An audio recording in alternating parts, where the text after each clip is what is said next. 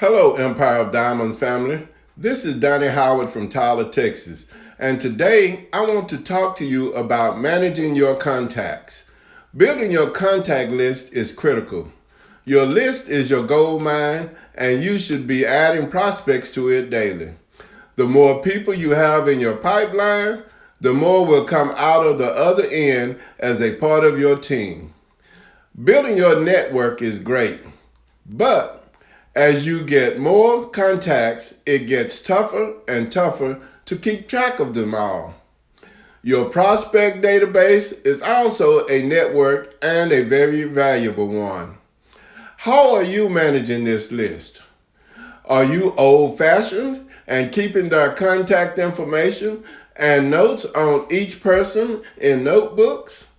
Or are you using an online platform to manage this database and keep it all in one place, accessible from any computer or device anywhere you are? There are simply amazing systems and platforms out there now that will not only enable you to never lose another contact, but will help you enhance the way you use your database. The trick is to organize and add context to your network. You can take notes on your conversations, set alarms to remind you to make follow-up calls, send autoresponder drip emails to them, and even integrate an online presentation that tracks what they review.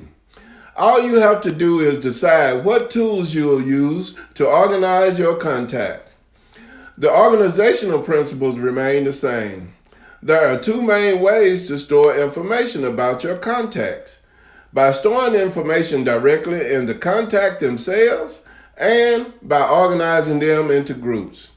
When you make new professional connections, log key details about the individuals. This way, when the time comes to decide on how to group that contact, you already have all the information you'll need. Use the who, what, when, and why approach. Who was it and who introduced you? What did you talk about? When and where did you meet them? Why did they belong in your network? Depending on the type of contact, you may want to track additional information like what industry they worked in, or what company. What is their role or title? Do they prefer a personal or work channels for communication? Which social media channel they are on, and do they contribute to any blog or publication on a regular basis? If possible, you should capture the mailing address so you can send them handwritten notes or a business card or even holiday greeting cards. You may even want to check professional and personal interests they may have. This is to keep a personal relationship with them outside of business. You never know, with even the smallest detail might come in handy. The second approach to storing information is organizing your contacts into groups. This is useful because it will help quickly narrow down list groups that are more relevant to you. You will also want to consider how often to stay in touch is appropriate, depending on the nature of the relationship. You may want to contact with someone once a week, while others every 2 weeks, monthly, or yearly. Keep the time and date you contacted them and making an archive list to filter the distant connections from the frequent connections.